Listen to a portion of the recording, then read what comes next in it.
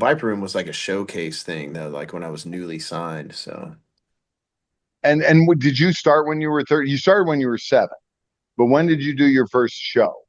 my first show, I was technically at like my first show as Kenny Wayne, before it was Kenny Wayne Shepherd. I was 15. And so I hadn't put my band together yet. I did form my band when I was 15 years old, but at this point I had a gig, but I had no band. And so a good friend of mine, from my hometown, Buddy Flett, he had a band, and he was like the hottest, like well-known blues guitarist in our area. And he was one of my heroes. And so he was like, "Hey man, we'll back you up, for your first gig." And I was like, "Awesome." So 15 when I started doing gigs, but I started playing on stage. First time I got on stage, I was 13 down in New Orleans. Yeah, because Um, that's I remember hearing the 13, but then I remember meeting you and you were like a grown adult. So you had to have been like older yeah. because I remember the ABC alcohol beverage control in California was like, he can't play there. He's not 21. And it took me forever to get them to approve you playing there. And I don't Yeah. know if we never told you that because we were probably too scared you'd cancel. Now we ran into that a lot actually. I played a lot of places that I legally, uh Wasn't allowed well, to I leave. wasn't old enough to drink, so technically you wouldn't be allowed in there except for I was a performer, so there was like this kind of like loophole for that.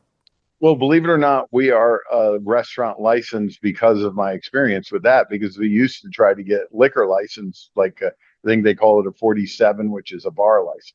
Hmm. So we all had to get like restaurant license, is because with a restaurant license you could have minors in the building. Yeah.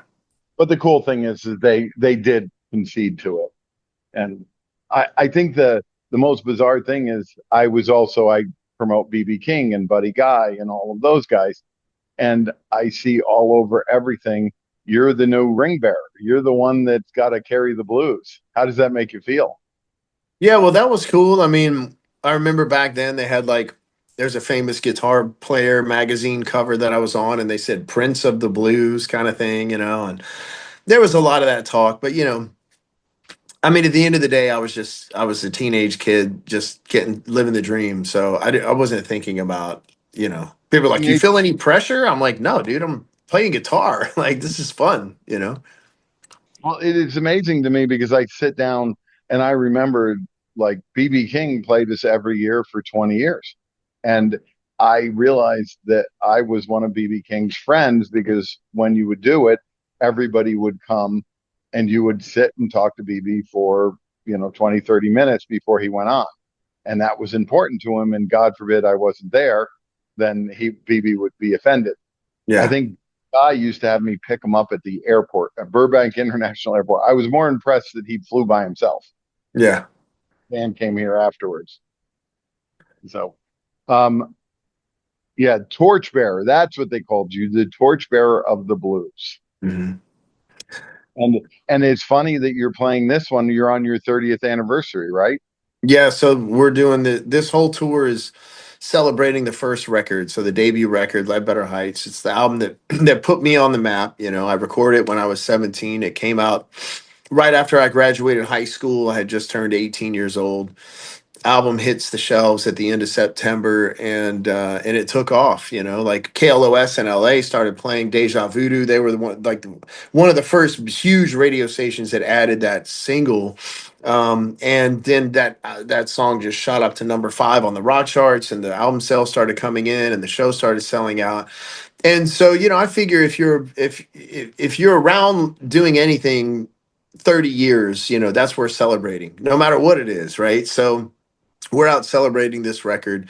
We recorded a new version of it. We went in the studio because we had to kind of get reacquainted with these songs because a lot of these songs we haven't played for like 29 years. There's like 4 or 5 songs on the first record that we kind of play on a regular basis. And the rest of them, like, we haven't played in like 29 years. So we're going to do this tour. We're playing every song. Huh? And the muscle memory is not there. Well, it's all there, but like, yeah, you kind of got to get it back into your body, and I got a lot of guys in my band now that were not in my band back then, so they had to learn this stuff. Some of these guys are playing these songs for the first time, so I'm like, hey, let's go in the studio. We got to get reacquainted with this stuff, anyways. We recorded a new version of the record. we didn't recreate the original, but we didn't reinvent it either. We just kind of like brought it into, hey, this is what Kenny Wayne Shepherd and his band sound like with 30 years of experience doing this music. And we're playing all these songs in the show, and the fans are going crazy for it, to be honest with you, because the record came out in the 90s, and that was back when people they bought records back then and listened to all the songs on the record. So my fans know these songs. There actually was a B side to the record too. People forget Yeah. that they all know the first, and then that's where they have all the singles come out. Yeah. And so when you were playing, Hey you were Lance, let's go, let's start the show. okay. You ready? Okay. You're gonna intro. No, we're gonna put that in post. But go Oh, ahead and do your intro. do I need to say, "Hey, welcome"? We're here at the where music meets the soul. Absolutely. Hey, and welcome this week. We're here with Kenny Wayne Shepherd for this week's episode of Where Music Meets the Soul. Kenny, I've known him since he was I in my brain I say 13, but we just figured out that it was probably more like 18 years old because you're 48 and I met you 30 years Yeah. ago at House of Blues. Yep. And you just done your debut record, which is now the 30th anniversary, and your entire tour is based on the 30th anniversary of this record.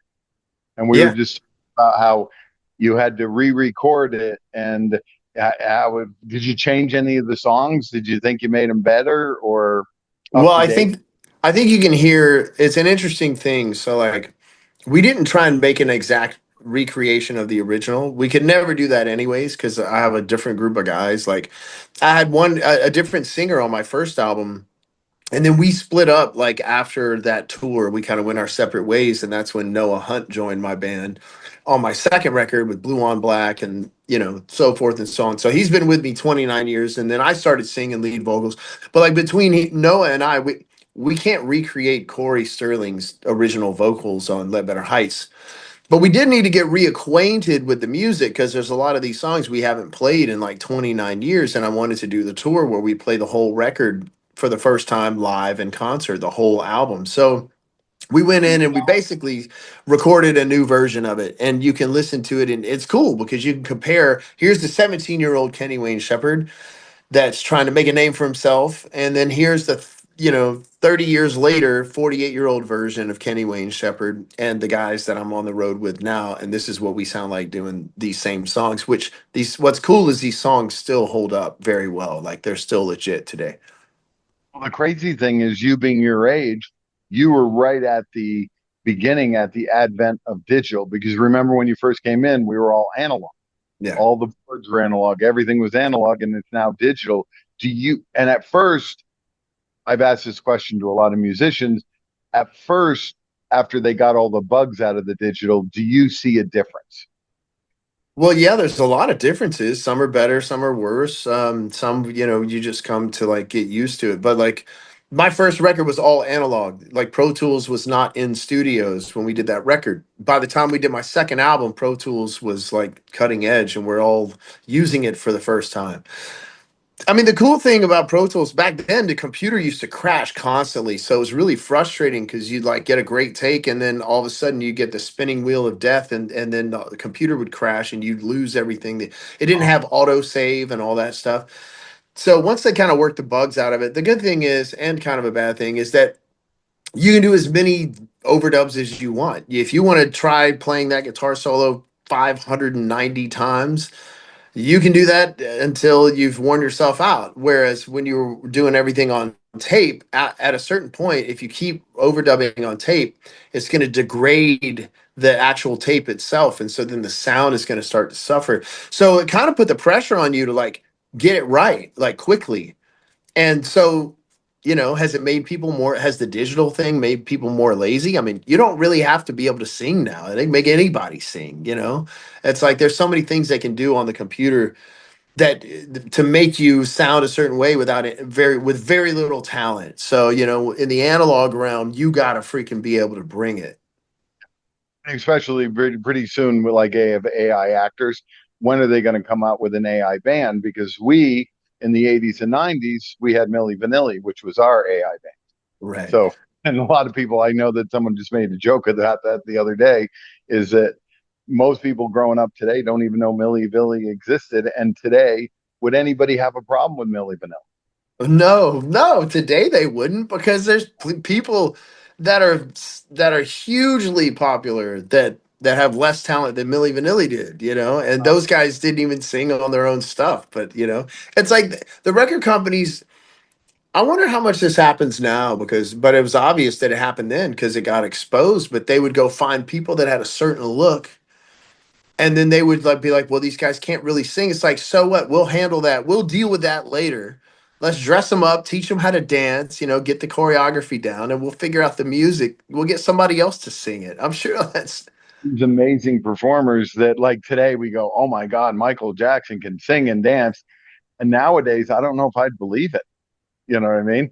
It, yeah, so someone brought up you did a bunch of remixes or covers of Genesis, Pink Floyd, and NXS. yeah. That hasn't come out yet, but that's the next When record. did that come out? I'm Well, it's excited. yeah, it'll be out next year. I mean, here's the thing: we did one cover album of several years back. It was an all blues record because I was like, man, I want to do some straight up blues because you know most of my stuff is like blues rock, you know. And so there's every time you hear my name now, it's Kenny Wayne blues guitarist Kenny Wayne Shepherd, but it's like, and I'm going, but yeah, like we're actually like we're a rock and roll band too. And so I felt like, well, let's go do a rock and roll cover album and remind everybody that we can rock but you know let's be strategic about what we choose because I didn't want it to be predictable, you know, so like we did a song, you know, a Genesis song, and it's not like in the air, you know, in the air tonight. It's like I also don't want to do the obvious songs by these people, but I want it when you see the list, you're going Kenny Wayne Shepherd doing Billy Idol, Kenny Wayne Shepherd doing Genesis, NXS, like what? And then you listen to it, it's like, yes, this is great. I'm excited about it because that caught my eye. I was like, that is something that I would really listen to. I love the BB King things, but then when I interview people, I ask people, name a song. And you're different because people know your songs. Whereas Mhm. when I say BB King, they know Lucille. They know like three songs or two songs, where you actually have a following where they love your music and they're waiting for it to come out. Yeah, we had a really great run there in the '90s and early 2000s at Rock and Roll Radio, where we had a ton of top 10 rock songs, top five, couple number ones. You know, it's great. And you just did a collab with Bobby Rush. Yeah, He's 91 now. yeah. That Actually, I think he's 92 now. really. I I think. Yeah, interviewed William Shatner, he was 95. And I was like, I hope I am half that witted when I'm that age because like he was basically could hold his own with a bunch of 50, 60-year olds. He had yeah, no that. So what yeah. was it like with Bobby Rush? He's great, man. He's a machine. He's like got, you know, I started experiencing back problems recently, and it started when we were out on tour with him, man, and I was having to like sit down on a stool for his set because I was opening the show, me and him, and then we'd have an intermission, and then me and my band would come out and do a set. So I'm playing like two shows, but for his, I was sitting on a stool and he's running all over the place and jumping up and down. And, you know, he's 90 years old or whatever he was at the time. And I'm like 47, 48, and he's like running circles around me. He's incredible. Well, I'm 64 and I work out with my dad who's 87 now. Mm. I pray to God. Like, how's your dad feeling now? Is he looking good? He was always in shape, right? Yeah, my dad's doing good. Everybody's doing better than me right now, dude. It's like my back is killing me. And I'm just grateful that this happened out of nowhere. It's just kind of, maybe it was something that was building, but I was working on one of my cars and I lifted something really heavy and I think I used my back instead of my core and my legs. But I didn't feel anything at the time. And I woke up the next day and just never been the same since. I have this crazy nerve pain just shooting down my legs. And it's really been a struggle, but thankfully, like so far, it hasn't stopped me from doing shows, you know. And so, and the show we're doing now is like 2 hours, 2 hours and 10 minutes. So that's a long time to be on your feet with back issues, but it's going okay. But it's definitely been an interesting experience being, you know, 48 years old and all of a sudden like your back doesn't want to cooperate. And is the whole family coming out for Father's Day show? You're So playing on there's June yeah, I 20th. didn't. I didn't realize that. I didn't put two and two together, but my family's coming out, my wife and my kids, and they're actually going to ride the bus. They're jumping on the bus with me. You know, we're living in Tennessee now. I So, would, yeah, and so we're going to ride the bus from here all the way out to California, and Hannah and the kids are coming. So, most of my family will be there for sure. very cool. How do you like Tennessee? I love it here, man. I mean, we come back to California and visit family and stuff, and I feel like I spent 22 years out in California. I mean, of course, I was on the road most of that time, but I lived in California for 22 years, and it was just kind of time to experience something different. And I'm from Louisiana, so like being closer to the South is more. It's more like natural for me, because it's where I grew up. But like, it's beautiful here. The people are very friendly. The real estate market is really interesting because it's like so many people are moving here, so it's like booming, and I don't know, it's a pretty nice, refreshing change of pace for sure. Yeah, I love California. It's nice, but like I agree with you. I grew up in upstate New York. I'm a farm boy. We were talking earlier because my assistant just got her citizenship. We're all very congratulations to Sophie. She's now a citizen of the United States. It's been like a 10-year process for her. And I see all these people that, as I watch all of these people, we don't appreciate what we have and how Yeah, wonderful that our environments are. And I get to come to work every day and listen to music and yeah, make other yeah, and I know that that's kind of people get lost in that. They get so obsessed with shit that doesn't matter to them yeah, that all of a sudden they're like all wound up. And in reality, just enjoy your life. Like you're yeah, on tour, people love you. You're playing on Father's Day at the Oxnard Performing Arts Center. It's the first time you've played there. You haven't yeah. played there, I think. and I Are you sure? I think maybe we played there once before. I don't. I tried to research it. I could not pull it up. And I I think played. I bet. I think you had me there play there once before. I think. I would hope that. And the other question I ask is, you've never really done your own brand of guitar amps and stuff. What is your reasoning behind Well, so amplifiers now. I have my own signature series Fender Stratocaster, which I've had. I guitar? think starting in 2007, and then now we have a brand new version that's just came out a couple of years ago. It's beautiful, incredible guitar. But I've been very like strategic about what I'm putting my name on. To be honest with you, because it's easy to just like want to slap your name on everything. But I feel like at a certain point, you're just watering down, the brand. Amplifiers, in particular, because I used Fender amps most of my career, but then I got hooked up with Alexander Dumble, and if you're a guitar player, this guy was the be all end all of amp builders, one of the most incredible human beings I ever knew. He passed away a few years ago, but once he started building me amps, man, it was like the holy grail. And these things just, he built them like he custom tailored these amps to my playing. And so they did everything I wanted an amplifier to do effortlessly. And he never sold his amplifiers to the masses. He chose who he would build amplifiers for. And so because that was actually had become such a huge part of my sound, I couldn't just go slap my name on some other amplifier, because that wouldn't be true to what I was actually using, and this guy, I had to just respect my relationship with him, and what he was doing for me. Like you realize that most people know your name. No one knows. Not a lot of people know his name. I agree with you. The people that know his name are the guitar players that use his amps. Yeah. Yeah. And they're like, I mean, now, I mean, they've always been really expensive, but like, they're like hundreds of thousands of dollars, because the guy's not around anymore. But there is actually a friend of mine who has his estate, a couple of friends of mine, and one of them was like, one of his caretakers when Dumble was sick, but when he passed away. And so they have control over his estate, and they are actually starting to build some Dumble branded amplifiers because they had to in order to be able to try and protect the trademark for the name and stuff. So there's going to be some available and I've played through a couple already, and they sound pretty great. So my question, I guess, personally, that I want to know is, since I was there that night you came out on stage at House of Blues, do you remember the feeling of walking out and playing that night when you were 18? Well, we played the House of Blues on Sunset a lot.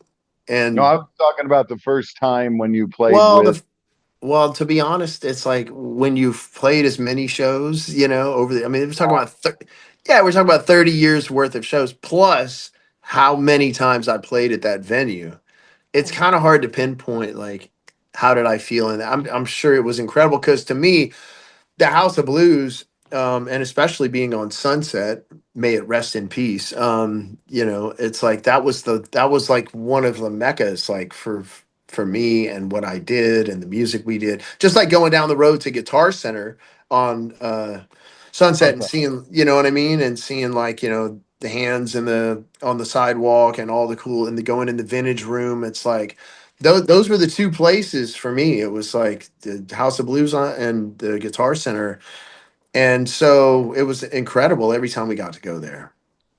So how has fatherhood taken? Because I see you at 48 and remember you at 18, but I realize that means you have a kid that's how old is your oldest? 18, she just graduated. Is that wild? Yeah, That's valedictorian. Oh, really? Yeah, amazing. Victoria, where's she going to college? Is she going to college? Notre Dame. Notre Dame. Yeah, Wow. yeah. That's going to be a bill. Oh, I'm sorry. Hey, More. she's earned it. She's earned it. So any of your kids like want to play music or want to carry it on, or did they all run from it? Like all my kids ran away from the business. They don't Well, want to. we'll see. Like she plays guitar. Like she played guitar and led the worship group at her school. And my two sons, all my kids love music. So, and they're all very musically inclined, but are they pursuing it? Yes, some of them are pursuing it to varying degrees. Are any of them pursuing it, excuse me, the way that I was? I see some of that. I see some glimpses in a couple of my kids. So I'm just kind of waiting to see. Like the thing is I never nobody pressured me to play guitar. Nobody, my parents were like, "You have to take guitar lessons," and blah blah blah. I did it because I loved it. So I feel like I should. I don't know. Sometimes I'm wondering, should I be pressing it more? But like, I'm just kind of watching them to see what they choose to do. Because you started when you were first guitar, you got when you were seven. Was Yeah, that first 6 or electric guitar. I mean, I was playing Smoke on the Water on little plastic acoustic guitars when I was 4 years old. So eight? yeah, That means you're born to do this because I think about like I just to annoy my kids, I buy my grandkids like drum kits and stuff. yeah. Just they can go out into their garage and go torture everybody. So what do you have? So out of all your kids, your oldest is 18, and what's your youngest? 8. 8. Wow, Yeah. that's remarkable because you have six, right? Yep. So it's like it's roughly every 2 years apart. You know. We had five, and we had three that kind of just joined the family as we went. Yeah. So you six, so you don't travel anywhere without like SUV. I Yeah, bet. it's crazy. Well, no, now we have a couple of drivers in the family, and of course, once they start driving, they don't want to ride with anybody else anymore. Have you done? Have you gotten a self-driving car at all? No, so I had a Tesla like when they first came out. I had a Model S like in 2013, but that was before any of the autopilot stuff. So I'm actually waiting for, he's talking about that whole robo taxi thing, where you Right. can buy the car and that's all it is. It has no steering wheel. It just drives you around. Seen Or that you one. That can, yeah. yeah, Where I bought a truck, the Tesla truck, yeah. and it is amazing. I go back and forth from Park City to here, Mm, and it drives itself. It yeah. truly drive itself, and it was more cumbersome than I originally thought. Then when you get in it, it's pretty amazing, and it's hard to know control freaks like us. Yeah. Can you, you know what I Yeah. mean? Yeah. Well, when they really get it figured out, and like it's a love-hate thing for me. So for example, I love to drive. I have classic cars. I got old school muscle cars. I love, like, one of my favorite things is to get out on the open road and just drive, right? Clears my head. It's like meditation for me. So I don't want that to be taken away from me. I like to have the option to drive myself if I want. But I do like the idea of like if they can safely get this driverless stuff figured out. I mean, that opens up a whole lot of things. It's like, this whole Tesla robo taxi thing. So I'm like, I could buy this car. I could say, drop me off at the airport on Monday. And while I'm gone, while I'm on the road for a month, then Charges. you drive around and make me money because they'll let you enroll it into their taxi program. Like it'll be like an Uber. And then I'm coming back 1 month from today and you come pick me back up and take me home.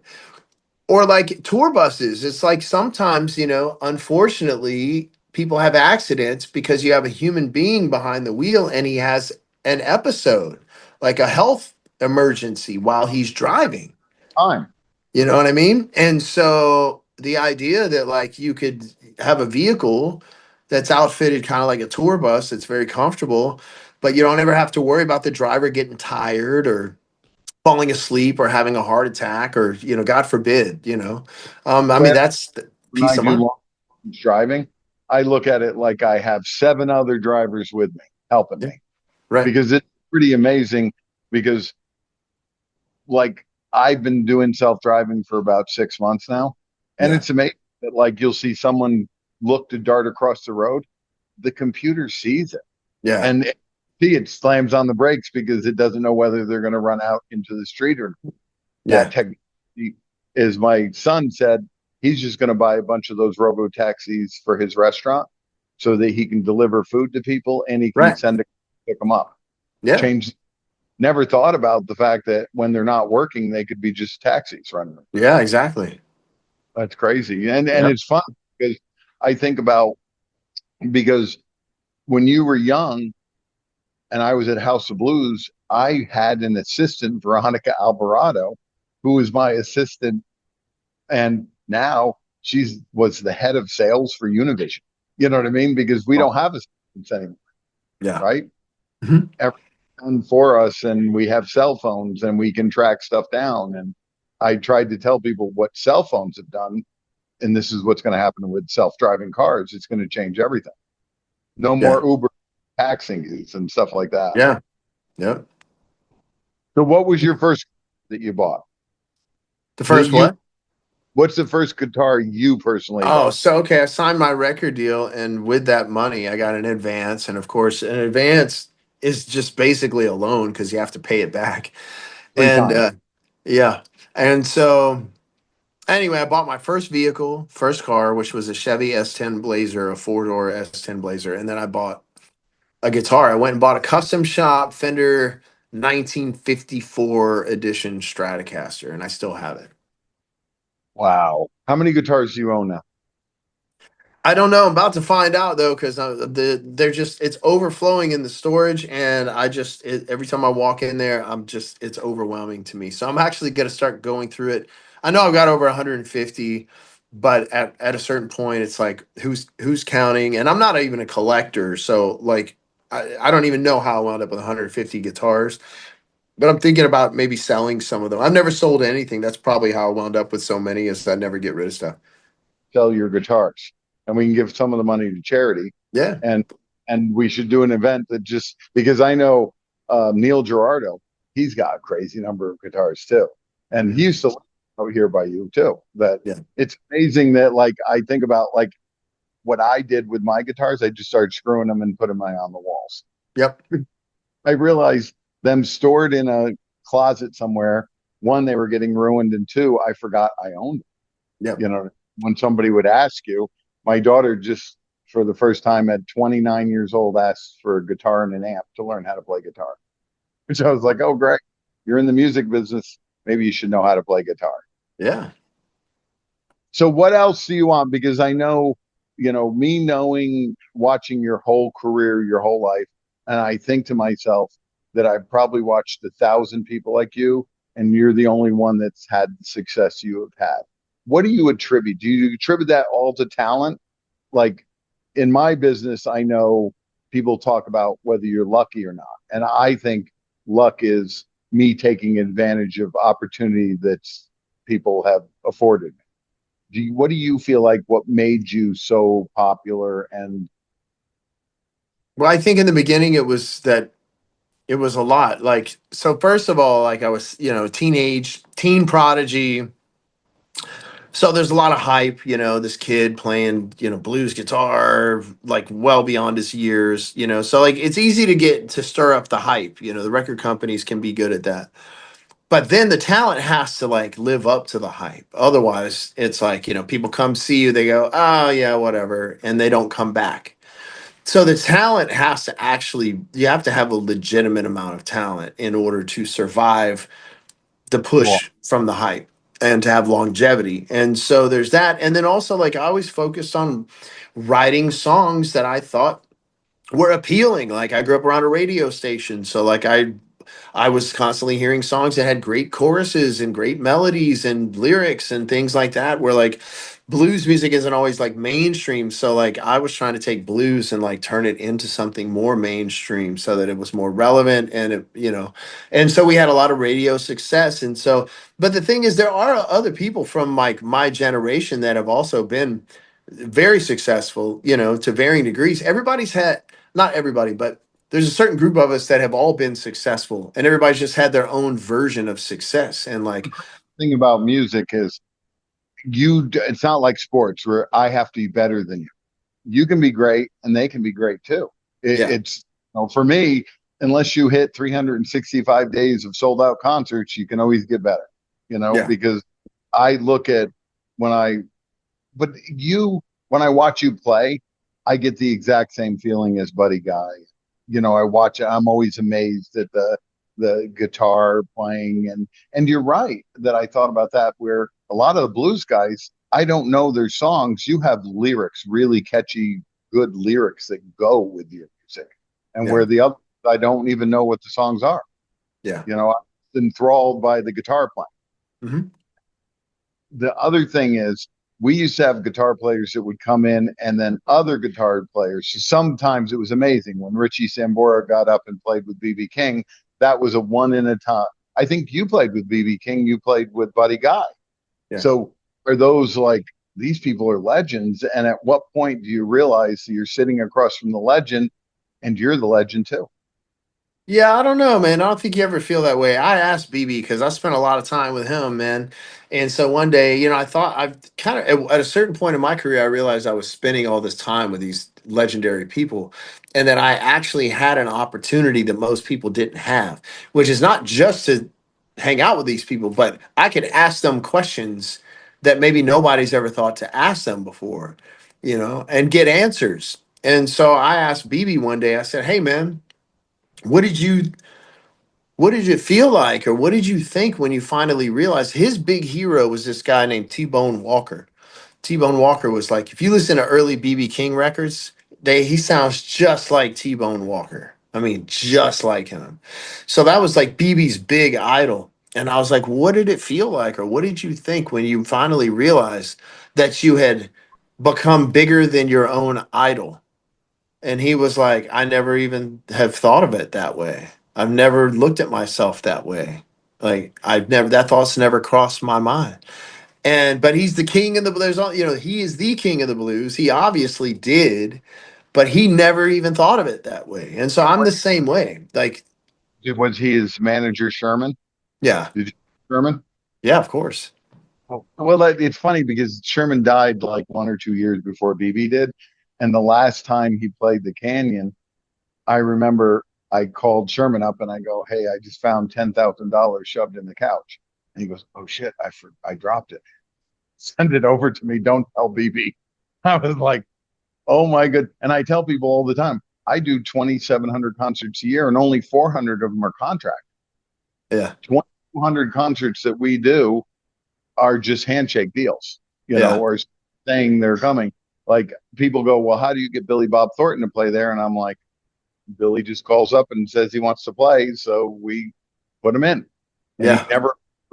he doesn't have crazy money. It's never about the money.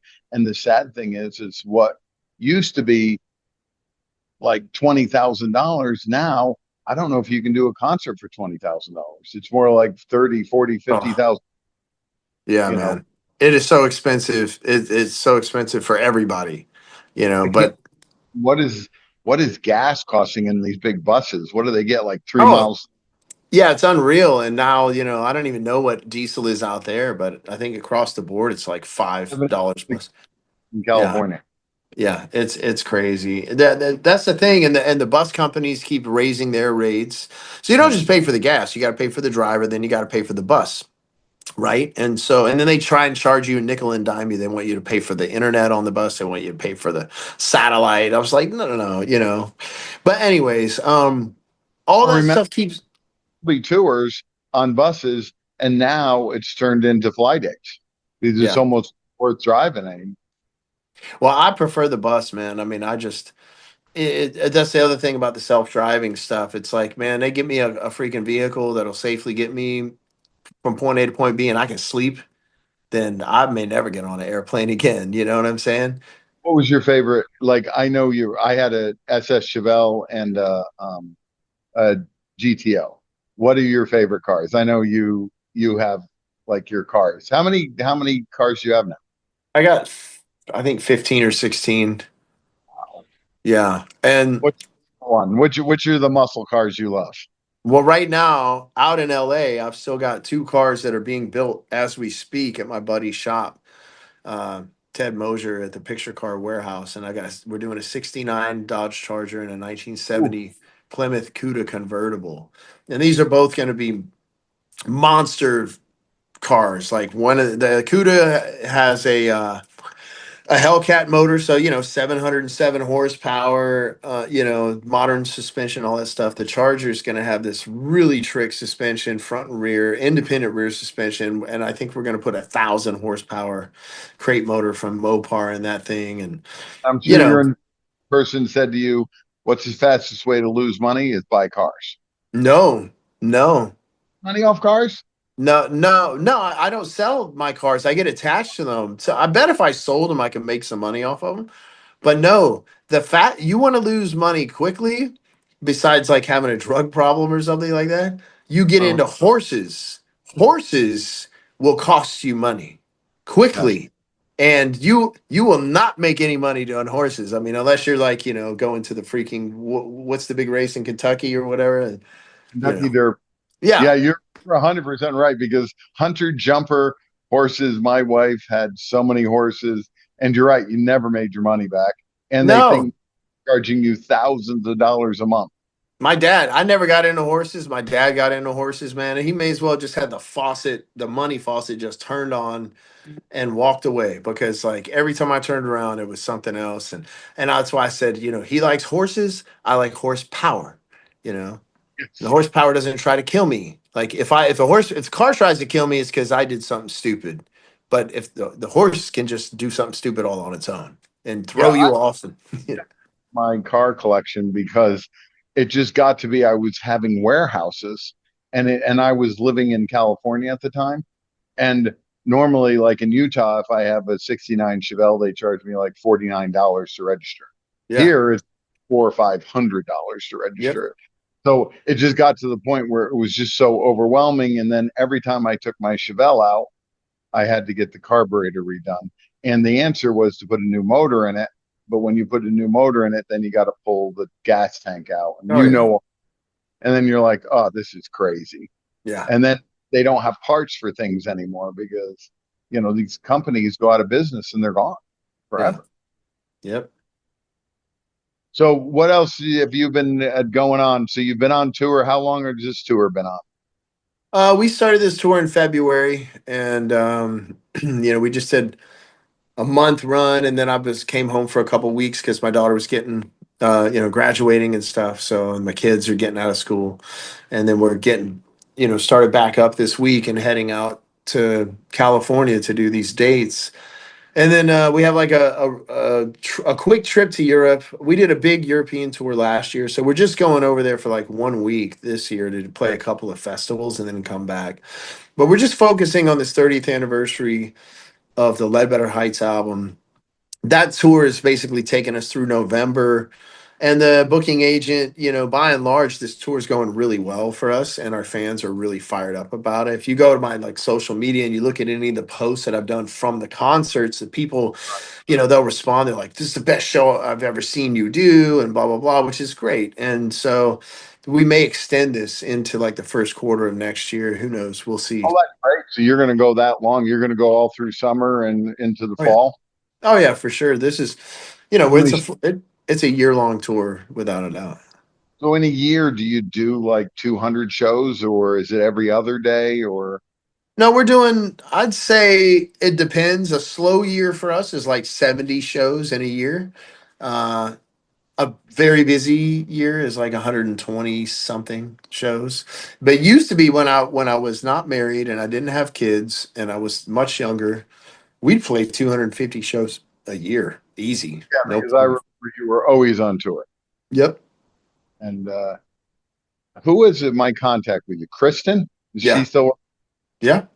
I love her. She's so smart and so Yeah. good. So Yeah. she's obviously tested the test of time. So she's Yeah. been with you how long? Like 20, I think we're getting close to 25 years. That's amazing. Yeah. And it's hard to find a person like that. So I'm looking at, or do you ever record? Do you record at the house? Do I record at the house?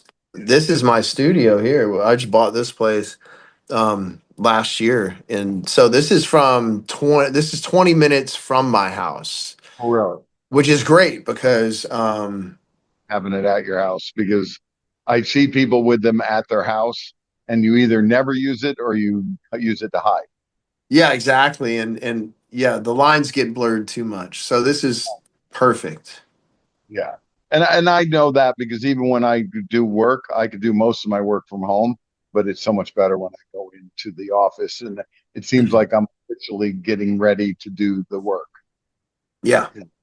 Yep. And so after your meeting, I found this other 12-year-old kid that we're going to, after we do podcast with you, I'm going to do this 12-year-old kid that's doing a podcast. He's a guitar player too.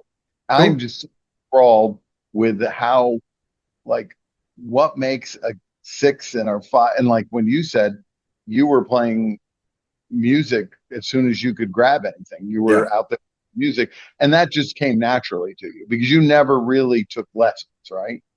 I took a little lessons here and there, but it never really. By the time I tried guitar lessons, I had already developed my own way of learning, which was very unconventional, but it worked for me. So then trying to learn someone else's way didn't work very well for me. So I attempted to take lessons a couple of times, and then I figured I was better off on People my own. copy the way you play? What's that? Like, do they copy the way you play? Because, What, like, young people? your hands and you weren't trained traditionally, that, you become a version of how you play guitar, correct? Yeah, but most of my heroes didn't take lessons. BB King never took lessons. Buddy Guy, Hendrix, Stevie Ray. You know what I mean? None of those people took lessons either. Right. Because if you take lessons, somehow they're giving you parameters and you can't explore what noises you can make from that guitar because that's kind of what drove you, right? Well, for me, I could probably have a larger vocabulary on the instrument if I took lessons. But I also think that for some people, like being formally trained, if you want to do the kind of music that I'm doing, it can be limiting. Um, all I have to to base my playing on is like what feels good and what sounds good to me, and so far it's worked out. No, I did obviously has worked out, but no one can reproduce what you do. I always say to my wife that once someone creates the path to being fame or the path to being a guitar hero. Oh, do you have any songs on Guitar Hero yet? Do they still do that? I don't know. I was just thinking that because when I said the Guitar Hero, because I look at you like you are a guitar hero. I don't And know. I don't even know if that game exists anymore. I remember the game. yeah, I got approached about it when it first came out, but I always thought it was weird. I'm like, I just didn't think it was a great idea. If you want to promote people playing guitar, I'll put real guitars in people's hands. right. And so I never jumped on boards for that thing. Well, that's also with the AI and assistants and cell phones. As we grow older, the stuff that your parents dealt with and their grandparents have dealt with, because I know Father's Day coming up and my dad's flying out for Father's Day. It's so different to realize that, like, he repaired his own cars. Like, this now, that the 70s and 80s cars you could repair. Nowadays, if I open my Tesla, I wouldn't even know how to start. I mean, Oh I have yeah. to go on the internet to figure out how to change out the filters on it. Yeah. And you were completely versed in cars. Like, you could rip apart a carburetor, put it back together, put an engine in, a transmission. And now I don't even know if they have any of those, because, like, with electric cars, there are motors. There's Hmm. not There's not moving parts. Yeah. So it's kind of crazy. Yeah. Things change, man. That's for sure. Where do you see yourself in 10 years? Hopefully still, I mean, now that I have this studio, like we're cranking out a lot of great music. I'm working with some other artists on their music, helping people write songs and record songs and producing other people's albums. But I still hope to be playing live shows, man. I mean, my whole thing is I make music so I make albums so I go entertain the people and play live. That's where it's at. It's like, you know So what I mean? finish this up with, I'm going to give you a bullet questions, and we always compare your answers to everybody else's answers. All right. Who do you consider your mentors? My dad, this guy Tommy Kramer, who he showed me some stuff early on guitar, and then like musically, like BB King is one of the biggest ones. So the second question is, what did you value when you first started that you no longer value? Oh, that's weird. What did I value originally that I no longer value? That you turned out now realizing it doesn't mean anything. Well, validation, I think that's a young person's thing. You want validation, like you want everybody to love you and to tell you how great you are, especially if you're trying to do music and you want that validation.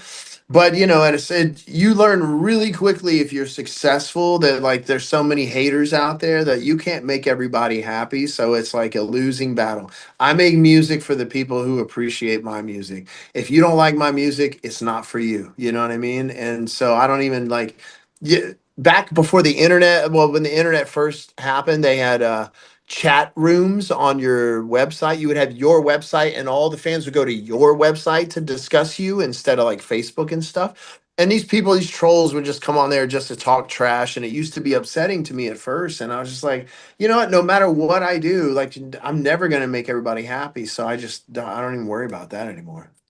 What advice would you give to yourself at your lowest point now that you're older and you understand? Um, oh man. Well, I don't know. It depends on how you look at your lowest point, but I mean, the real thing is like everybody's been asking me, well, what advice would I give my younger self, right? And that's a common question now. And so I'm like, well, my advice to my younger self would be to be in the moment, to really be in the here and now. Just don't think about like what's in the future. Don't think about what happened in the past, because that distracts you from being able to enjoy what's happening right now. But that's still something that like an 18-year-old kid really doesn't know how to do. You learn that from experience. What's the worst advice you've ever was ever given? uh Well, these are definitely new, different questions. The new Worst question, advice? yeah. What is the worst advice? Anytime anybody ever said, "Hey, try this," that was my usually a bad idea. my favorite thing is when I talk to everybody, you wouldn't believe how many customers walk up to me and go, "Hey, you know what I was thinking the other day? You should book the Rolling Stones." And it's something you think, and I get so amused by it, but it happens to me at least 10 times a week. Where Yeah, they want to help me so much. yeah, And the people like you, where you get fans that loyal and they want the best for you, but they don't know how you got where you were. no one knows how the Canyon Club became in existence and what makes it work and what doesn't make it work. And if I knew that, I would be so rich I wouldn't even know what to do. Right. Um, Biggest rock star thing you've ever done, good or bad? Um. Oh, well, back at not the biggest. I don't know, dude. Like that's 30 Tell years worth of.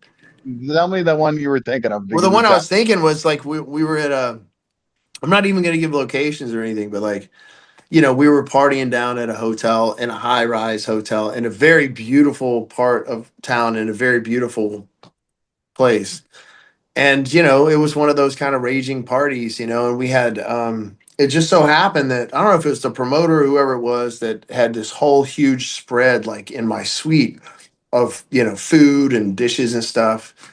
And I think it was overlooking a golf course, and there was all these birds, down at the bottom. We decided everybody was kind of a little loopy, and they decided we wanted to feed the birds, but instead of like just throwing like pieces of food, everybody just started throwing all the trays, the freaking plates, like everything, which was like really irresponsible, stupid stuff. But like, it's inevitable that if you're young and you think you're have an opportunity to be a rock star, that you feel like you have to at least do something stupid like that at least once. I never And threw it. Never threw a TV off a balcony or anything like that. We threw plates. and Drive 55. Well, yeah, That and was I love to haul ass, but generally, especially now, I keep it on the racetrack. it's funny because when I talk about rock star behavior, we don't really know what it was, but I think my entire teenage years, I always say I stopped drinking when I was 25 because God told me that I had consumed all the alcohol I was allotted for my entire life by the time I was 25. Yeah, So there's no more drinking for Lance. Do yeah. Well, you drink? that's no, man. I got sober at 25 years old as well. So like, I don't drink, I don't do drugs, I don't do anything. I keep it as clean as possible. Sit, do you? Huh? You don't miss it, or could you go back tomorrow? No, no, I don't miss it at all. And I don't judge people that do it either, because not everybody has an issue with it. I had done, I did Every the bad same. that ever happened to me was the result of me drinking. Yeah, So I took that part out because I was tired of bad stuff happening. yeah. Thankfully, I didn't do, I didn't, my drinking and partying it didn't cost me my career or my family or, whatever. But like, I had bad personal moments, and it was just too much. But I had to stop. Like it was not going to go well if it kept going. So yeah, and I don't miss it at all. And I also don't judge people that do it. But everything you did was public record, and people cared what you did. And someone who's not famous, no one cares. But the advice would be, you have to do what's good for you, Right. and good for other people is not necessarily good for you. Yeah. I really appreciate you, Kenny. I really am excited about Father's Day and you coming in and playing. And is your dad going to be out for Father's Day? No, he won't be out there. He'll be back here in Tennessee. So, My dad will be out to see your show. So I appreciate you and thank you so much. And thank you for coming on Where Music Meets the Soul. And we guys will see you next week. all right, brother. Thanks. Good to see you.